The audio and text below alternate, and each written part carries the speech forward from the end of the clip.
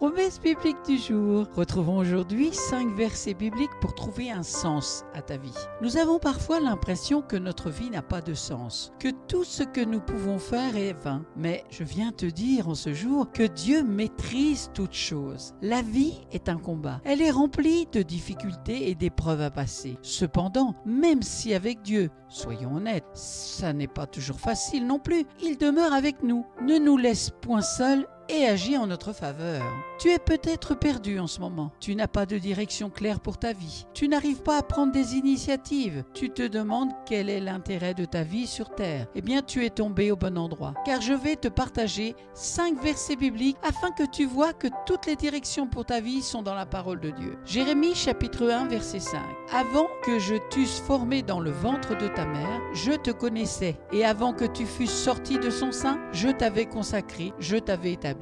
Je ne sais pas ce que tu penses de ce verset, mais il est extraordinaire. Avant même que tu ne naisses, que tu dises maman, papa, que tu fasses tes premiers pas, le Dieu très haut te connaissait, savait même en avance comment tu allais t'appeler, comment il allait t'utiliser pour sa gloire. Même lorsque tu n'avais pas conscience de lui, de son existence, de son amour pour toi, il t'avait établi. Ses yeux étaient déjà sur toi. Mais c'est extraordinaire, tu ne trouves pas? Nous pouvons penser à un moment peut-être que Dieu improvise dans notre vie, alors que ce n'est pas le cas. Nous pouvons le voir avec ce verset.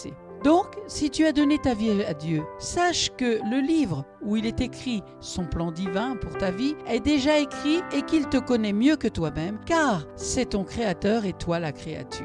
Jérémie chapitre 29 verset 11. Car je connais les projets que j'ai formés sur vous, dit l'Éternel. Projets de paix et non de malheur, afin de vous donner un avenir et de l'espérance. En effet, avant que tu connaisses ton Père Céleste, tu avais déjà préparé des projets de bonheur et non de tristesse, ni de trouble à ton égard. Les projets qui ont été prédestinés pour toi sont là, pour te faire prospérer pendant ton séjour sur terre, pour manifester la gloire de Dieu. Cependant, parfois, nous ne comprenons pas le plan de Dieu à travers les épreuves auxquelles nous faisons face et nous mettons en doute ce verset. Car les circonstances de notre vie nous font douter des promesses de Dieu. Mais je t'encourage à croire avec foi que cette promesse faite par Dieu lui-même va se réaliser dans ta vie. Et malgré les moments d'épreuve, ne mets pas en doute cette promesse que Dieu t'a faite. Romains, chapitre 8, verset 28. Nous savons du reste que toute chose concourt au bien de ceux qui aiment Dieu, que ceux qui sont appelés selon son dessein. Parfois, nous passons par des épreuves où nous pouvons nous demander, est-ce que cette épreuve par laquelle je passe a un sens? Est-ce que cette épreuve est dans la volonté de Dieu?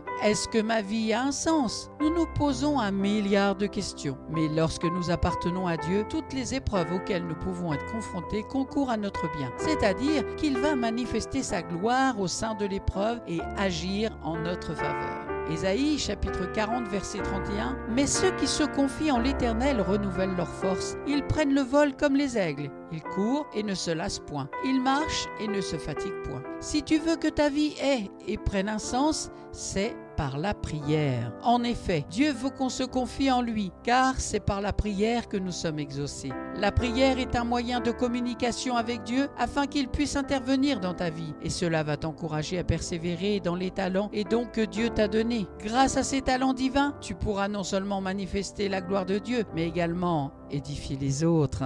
Matthieu chapitre 10 verset 39. Celui qui conservera sa vie la perdra, mais celui qui perdra sa vie à cause de moi la retrouvera. Ce verset montre que si quelqu'un veut continuer à gérer sa vie comme il le souhaite et non comme Dieu veut, sa vie ne sera pas un tremplin pour la manifestation de la gloire de Dieu, mais un déclin. Alors que quiconque laisse Dieu gérer sa vie sera une bénédiction pour les autres et manifestera pleinement la gloire de Dieu. Car en laissant ton Père qui est dans les cieux gérer ta vie, elle aura forcément un sens, car Dieu sait ce qu'il fait, même si on a parfois l'impression du contraire. Il sait pertinemment ce qu'il fait. En somme, aujourd'hui, je t'encourage et t'invite à donner ta vie à Jésus, si ce n'est pas encore fait, car tout ce qu'il accomplira dans ta vie sera un sujet de bénédiction pour toi et pour les autres. C'est en rentrant dans sa pleine volonté et en le laissant diriger nos vies qu'on verra les fruits se manifester. Au début, tu pourrais ne pas voir cela, mais lorsque tu feras un flashback de tout ce que tu as vécu, tu comprendras que tout avait un sens et que depuis le commencement, Dieu contrôlait toutes choses. Merci Seigneur, merci Père,